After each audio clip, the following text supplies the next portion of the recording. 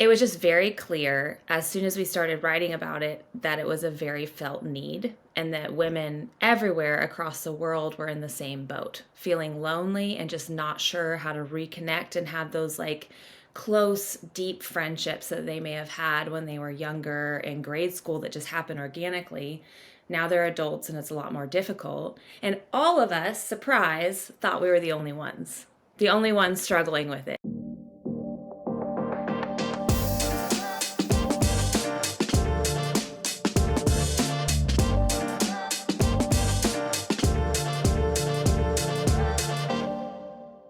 Welcome to the show today. You're in the right place because I am with the absolutely delightful Amy Weatherly and Jess Johnston. We're talking about friendship, the ups and downs, the good and the bad, how to know when something's a little bit on the toxic side and what to do about it.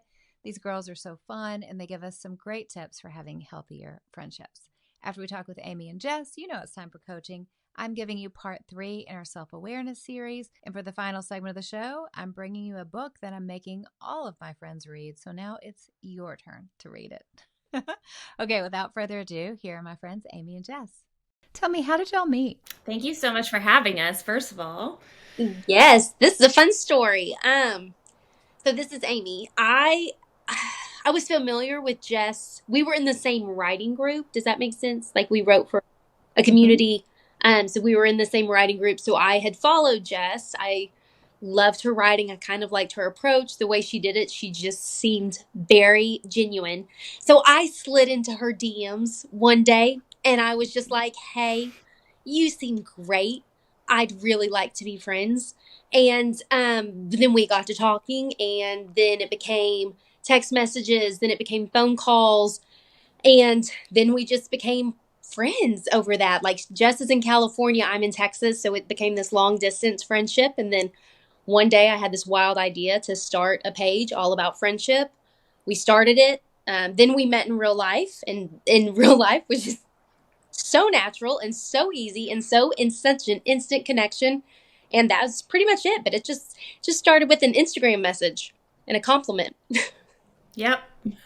I love that. One of my favorite things about the internet is you can literally choose your friends from all over the world and kind of pick the most amazing people who you're like, I think you're my person and you're my person. So for people listening to this, you want to come over to the YouTube channel. These girls are so fun.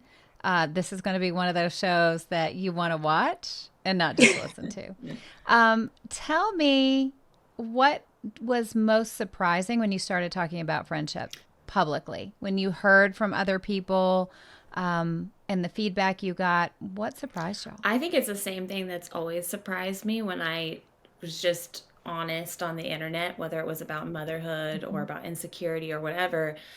I was blown away with how many people were just in the same boat, who struggled with finding adults or finding friends as adults, and struggled with the awkwardness, struggled with feeling like they were the only ones that didn't have like a tribe of friends or a group of friends to take girls trips with. It was just very clear as soon as we started writing about it that it was a very felt need and that women everywhere across the world were in the same boat, feeling lonely and just not sure how to reconnect and have those like close, deep friendships that they may have had when they were younger in grade school that just happened organically. Now they're adults and it's a lot more difficult. And all of us, surprise, thought we were the only ones struggling with it, which is just always so crazy and so sad that we deal with these things that cause deep insecurity and even shame, and then we just assume that we are the ones that missed out on the class that everyone else got. Like everybody else knows how to do this except me.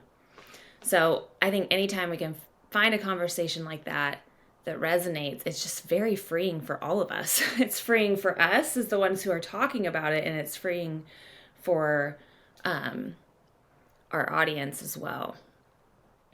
Totally. I've always wanted to do a dating app, but a friendship app for women. Yes. Wouldn't that be so fun? But I don't have the time to do a like making friends app. But there should be one for grown women where we can be like in a 30-mile radius. I want another friend who is into all of these things, right? Wouldn't that be amazing? Why doesn't that exist? Yeah. I actually think Bumble don't quote me on this, but I actually think Bumble does have a friendship division. Yeah, I think I it's have been in the heard that, but works. I've heard it doesn't.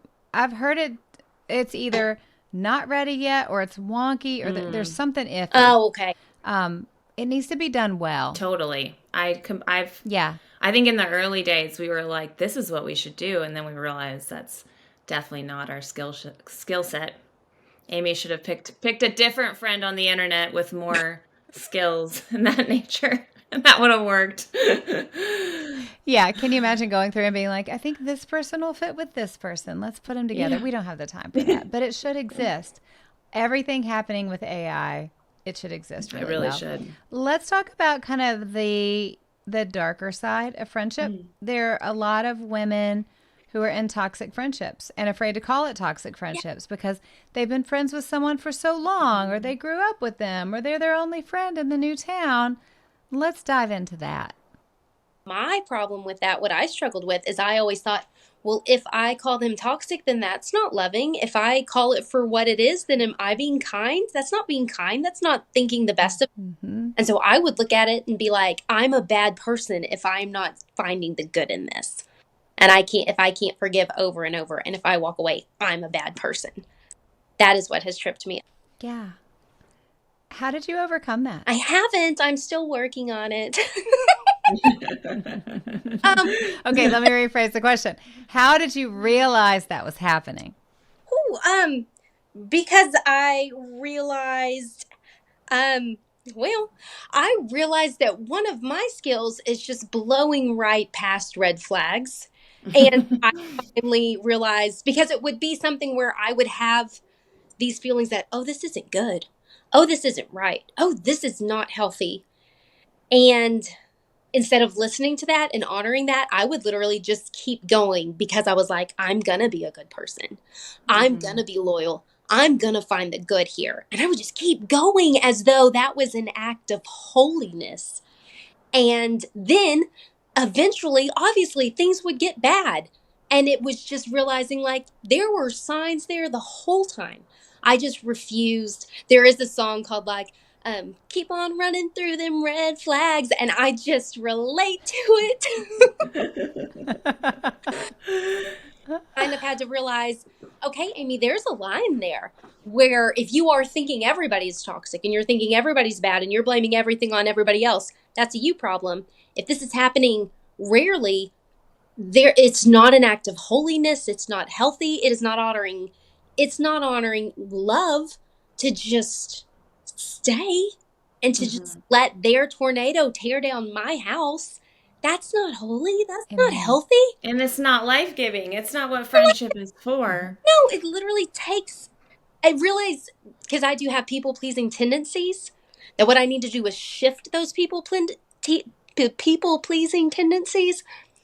Instead of trying to please that person, realize they were sucking the life out of me, so I couldn't please the people who mattered most.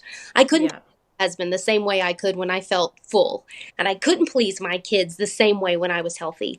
And I couldn't please the friends and the people in my life who were really in my corner because I was giving to this toxic thing.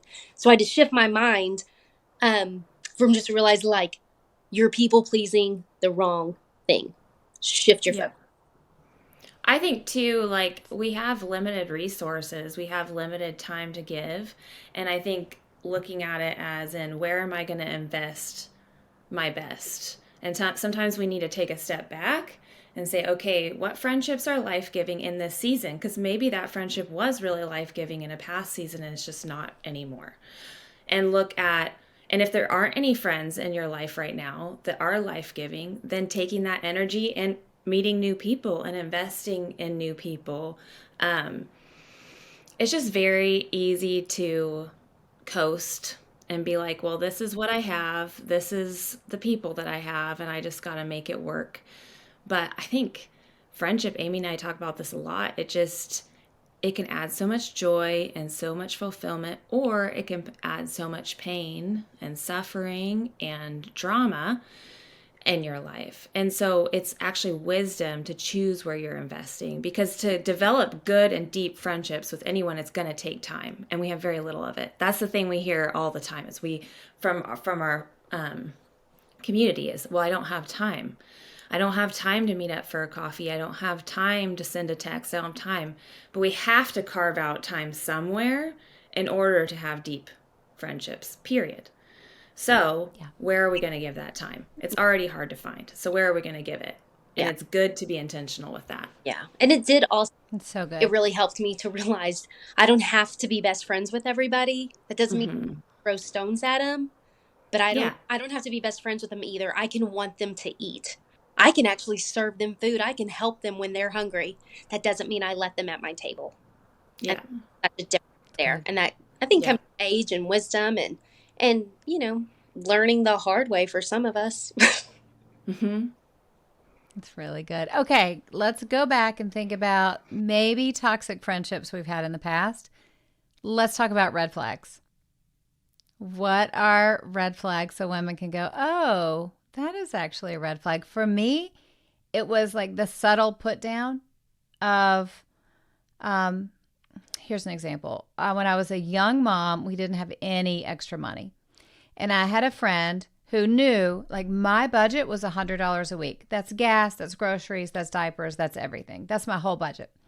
She was super wealthy and would plan, like, weekend getaways for the girlfriends. And she'd be like, so sorry you're not able to come, Allie. And then she'd say, like, to the group, I've offered to help her work with her budget, but she's never taken me up on it. And I'm like, I have $100 a week. I'm getting eggs and diapers and gas over here. So that, and I didn't have the ability back then to recognize, like, oh, she's being super shaming and embarrassing me, and this is a huge red flag. Like, this isn't somebody who's for me. Right. This is somebody who really seems to be taking enjoyment from putting me down publicly. Yeah. So red flags that y'all have seen. I think a big one is that I've seen in my life with past friendships are someone can be going through like a difficult time or a difficult season, and that's very normal. But if it's constant, if there's always some crisis happening in someone's life, it sometimes is, and I don't want to say this across the board. I mean, there's different situations everywhere, but I realized in one friendship that it was not real. It was, a lot of it was created, but it was this vortex that would suck me in, and then I would stop focusing on what I was supposed to be focusing on, and constantly consumed also with the crisis and drama and the life and death situation that was going on in her life. And it was very unhealthy for me, maybe personality wise, even because I'm very much I want to be there. I want to be invested. I want to walk with you. But also in the same breath with that kind of relationship, it was always about them. I think if you're in a friendship where it is always centered and focused on them and their needs, and there's not a lot of reciprocation, that's a definite thing that you need to look at. Because I think my dad's a pastor, and something he told me too is you need to pay attention to, is this actually a friendship, or are you loving and serving someone just out of being generous? Because that's different. If it's not reciprocal, it's not a friendship. So you can be giving to someone because it's on your heart, feels like something you should do. But yeah, if there's no give back, that's not a friendship. That's good. That's really good. I was going to say someone who makes it all about them, who is just them, whether it's good, bad, highs, lows, it doesn't matter. It's about them. Somehow it's all about them. But also I've learned as I've gotten older to watch for people who create their own storms. Now, every one of us is a storm. That's kind of what I was looking for. Yeah. Yeah. Kind of the same thing. And realizing, if I want to carry somebody's burden, but I'm going to carry an actual burden. If you're creating, you love drama and you want me in that too, that's not carrying your burden. Handle your stuff. That's not, handle that. You created it. Fix it. Yes. But if you go through a storm, I want to stick with you. If you create your own storm, That is not my job to shield you from the rain that you've been doing a rain dance on your lawn. And now you're begging me and telling me I'm wrong and I'm not a good person if I don't run over with an umbrella. I'm not Yeah. doing the rain Yes. dances. Yes. Stop it. That's on you. And just, I don't know, if someone who constantly wants you to fix them. I also think lying is a big one to me. If you repeatedly lie to me in a way that I don't know who you are, I don't know what to trust, and there's no trust between us anymore, it's done. That's done. That can't really be. It would take a lot to repair that. They'd have to go through a lot of therapy. Yeah.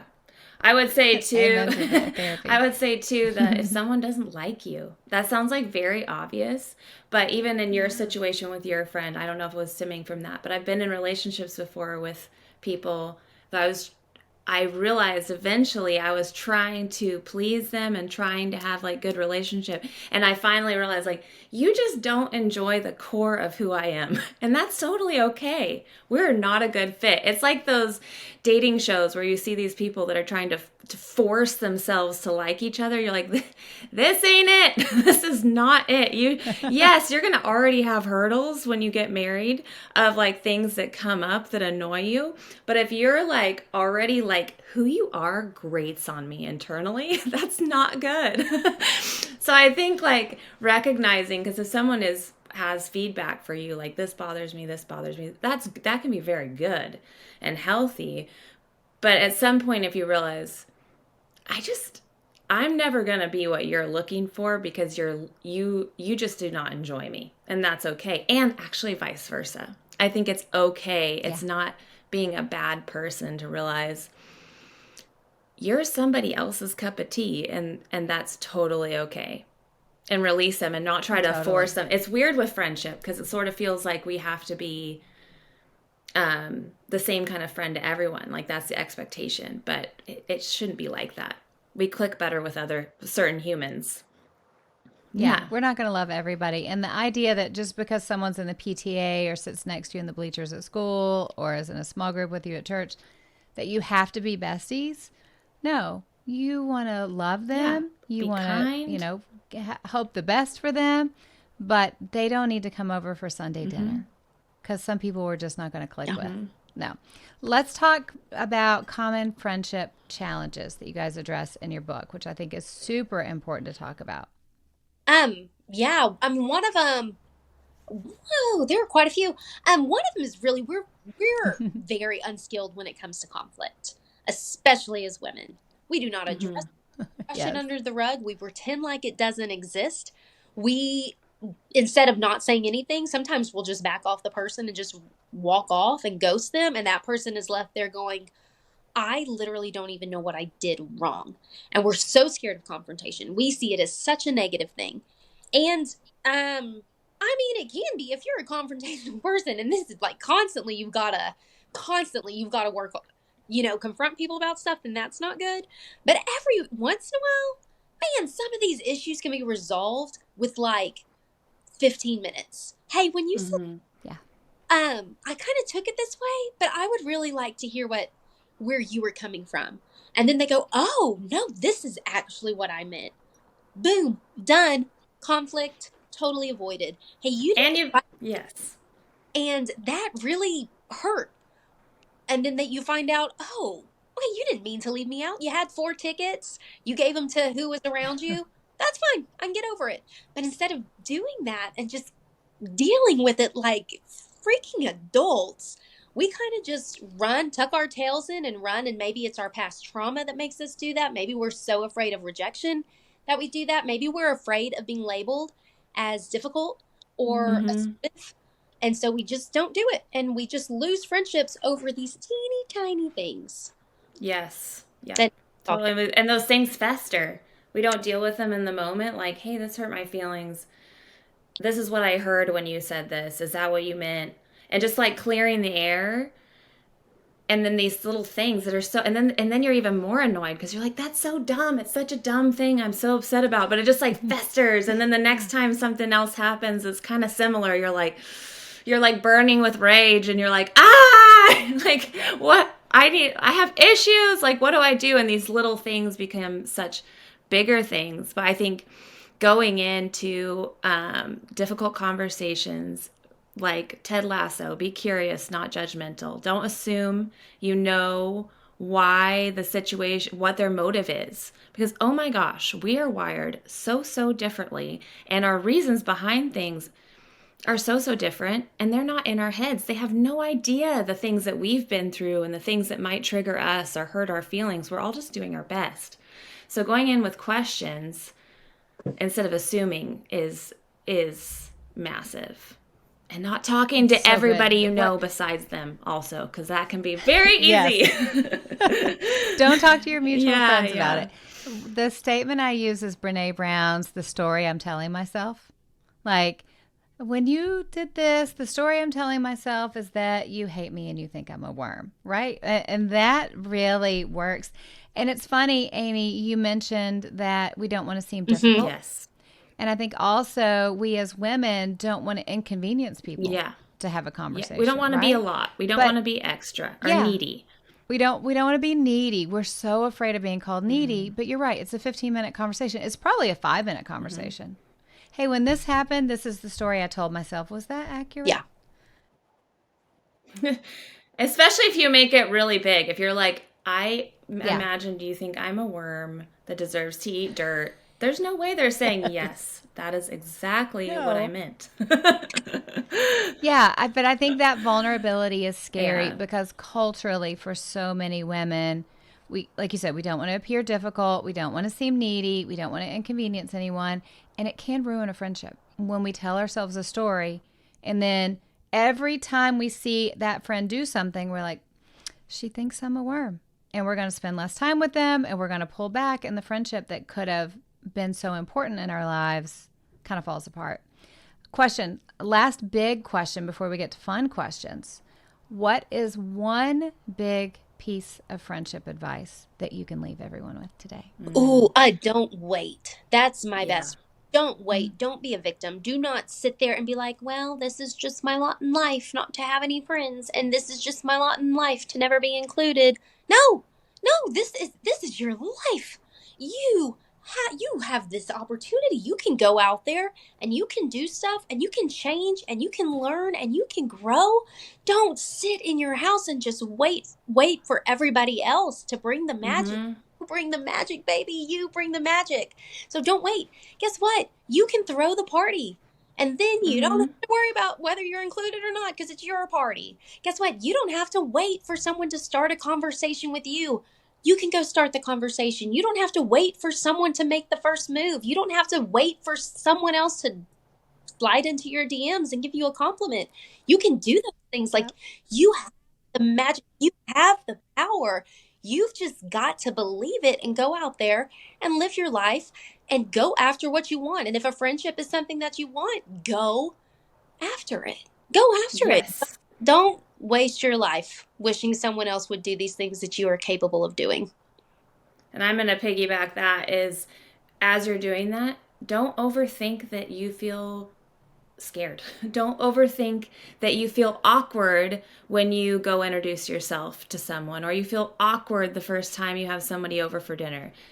It's normal. Like, we all feel awkward. It's kind of part of it. Like, getting close to a new person is awkward at its core. So don't overthink it. Don't think that you're doing it wrong or there's something definitely wrong with you, or even that people can sense it and they don't want to be around you and you're making it weird. No, we're all weird.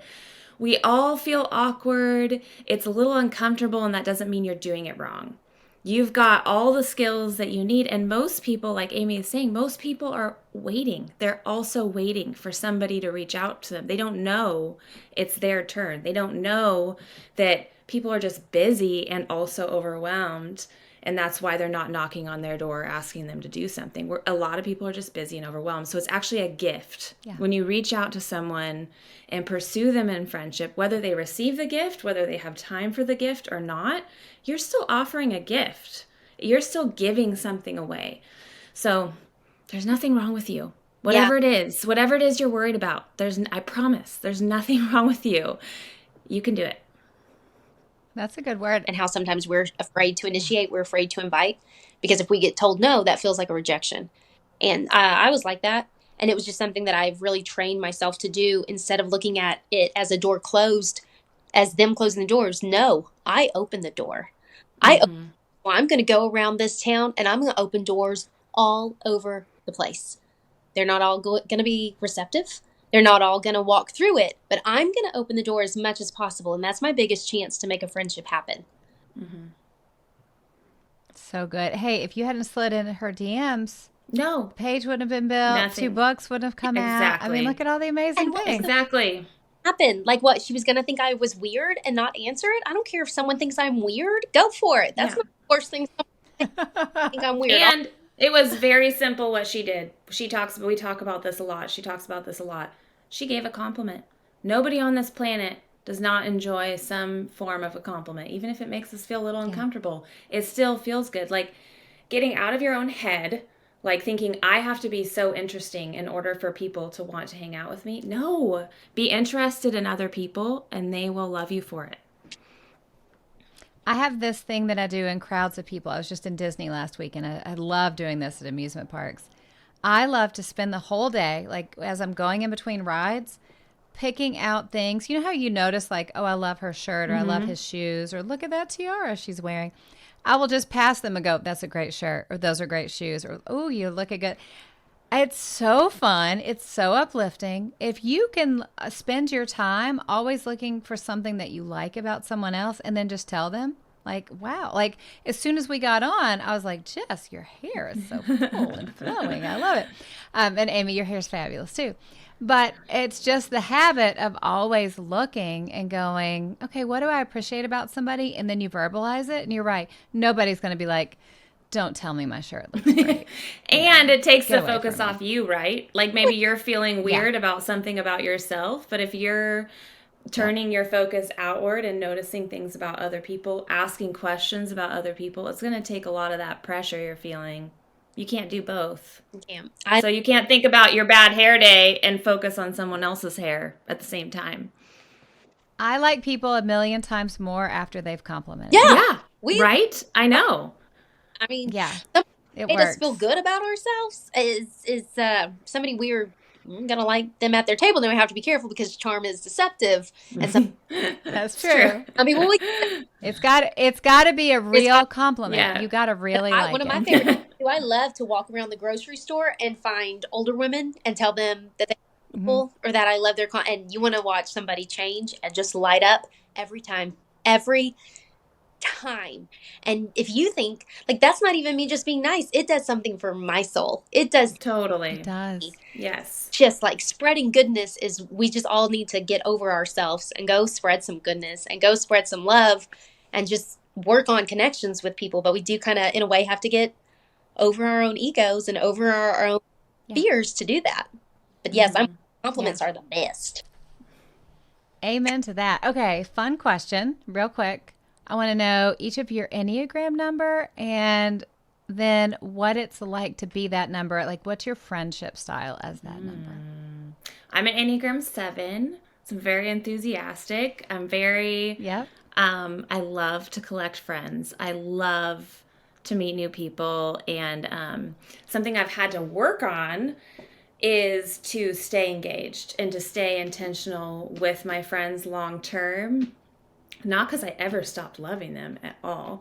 Because I'm very, very engaged and very focused and enthusiastic. And then I could shift focus like, oh, I have this other new friend and not be as intentional with the friendships that actually matter the most to me. So I've had to learn and be very conscious of staying intentional and investing in the friendships that matter the most to me. As an Enneagram 7, I will say yes, that resonates 100%. How about you, Amy? I'm a 9. I'm a 9, so I'm just over here wanting peace and everybody to get along and it all to be good. One of the things I've had to realize about myself, not that we've already talked about conflict, but for me, there is and my best friends know this, there is nothing I can do that is more loving than for me to address conflict with you because I hate it so much. And to the core of me is like, don't do this, don't do this, don't do this, don't do this, don't do this. If I really, really, really love you, then I will address the conflict. And it's not me trying to create problems. That is me trying to fix problems. And I will only do that with people I love so much. Totally. So unbelievably unnatural to me. So please don't get easily offended, right? Because you're like, my heart in this is good and kind. Oh, yeah. I can't be friends with people who are just easy because I want there to be peace. And my brain is constantly like, I used to think I was a 2 because I thought, well, I love people so much. And then I realized that it wasn't necessarily that I loved people so much. I just didn't want them to be mad at me. So the amount I go to in any given day just to not have people be mad at me is pretty large. So if you're constantly offended by me, then I'm like, well, there's nothing left for me to do. I try all day, every day just to not let this happen. I do think that is a red flag. If somebody is easily offended and they're always offended by a little thing, that we can't fix people no matter how much we love people. The only people that can fix that is a therapist and Jesus. Yes. That's very true. No true. matter how much we love them in a friendship, that's a huge red flag. Yeah. Well, I would say another red flag is if they don't want to go to therapy and they don't want to work on themselves, and if they don't want to hear that they have a problem, that's a red flag because we all have to work on. And if that to me is a sign of a very large ego. If you're offended easily and you won't hear it, like if you've got that can't nobody tell me nothing attitude, and even if that person is a therapist, that is a red flag because you cannot do the work for them. You can love them, you can want it for them, but you cannot do the work for them, and that's another red flag. So many red flags. Okay, what about a book that one of y'all is into? Well, my friend sent me a book, and she's also an Enneagram 7, and so I knew how difficult this was for her to get all the way from thinking I would love this book to actually sending me the book. So I feel like this is a very big deal, and I definitely need to read it. And that is Get Your Life Back by John Eldredge. And she's like, everybody, I mean, she's an enthusiast, so of course, she's like, everyone in the whole world has to read this right now. So that's my message from Hannah to you. You need to read this. We all need to read this. Thank you, Faraway Enneagram 7, Hannah. I will say, as someone who has read that book and talked to him about that book, it's really phenomenal. That's awesome. Really phenomenal. It's one of those books that'll take you deeper. That's awesome. I love it. Okay. Now, last fun question, product recommendations. What do you have? Amy's the product queen. I have been waiting. Okay, so there's a thing because I'm about to show you something. It's going to make me a little... Okay. Anyways, it's going to be a little of me. So okay. Well, I found this thing on Amazon, and it is like a fake halo, which the hairpiece. Oh.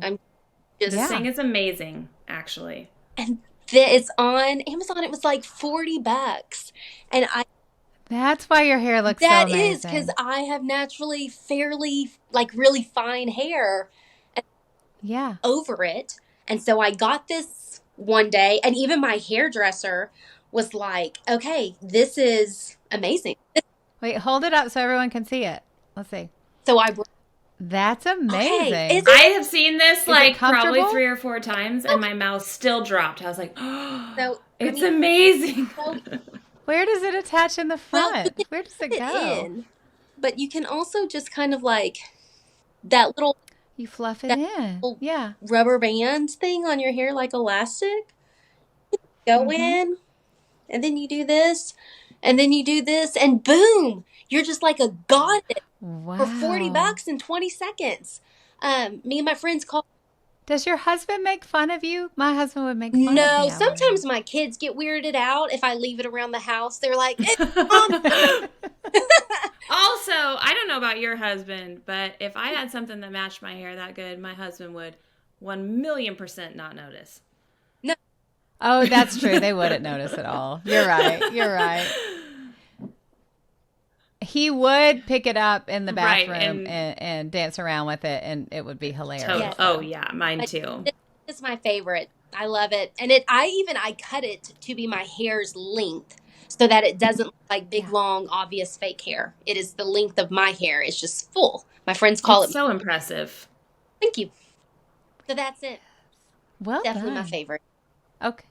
That's great. Any other things that I don't know how you can top that. But if you're the product queen, I'm going to put you on the Allie, spot. let me tell you, I got some problems. Okay, I'm gonna say I don't know if you can see it. It's a brand called 8 Sheep Organics, but it's sleepy body Mhm. lotion.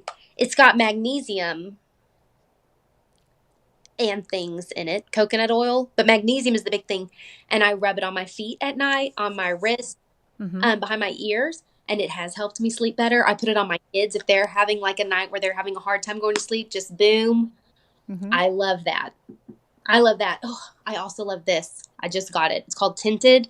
Um, it is basically it's a skin tint SPF 50 mineral suns. It's like built around being a sun, but it Ooh. Oh, looks I'm really writing that good. down.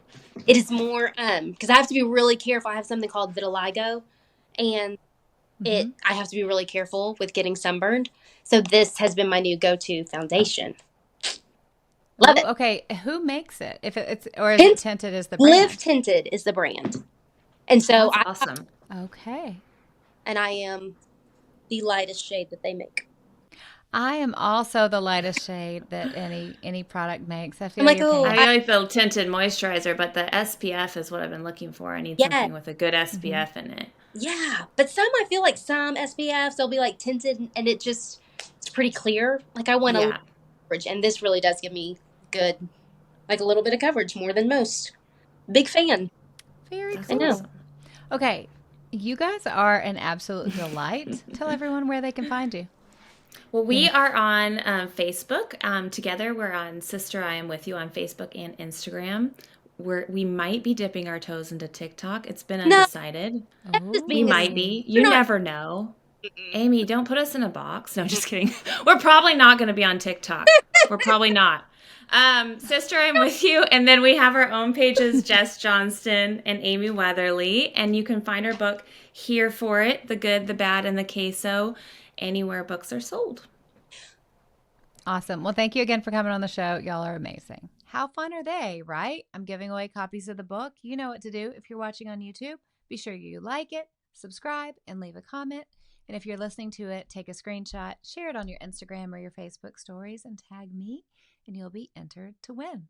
Okay, I want to share a second about friendships and just why they're so important. You may have read Remaining You While Raising Them. In there, I have a whole chapter on the importance of friendship for our emotional health, that our happiness in life to some degree is directly tied to how loving and how healthy our relationships are.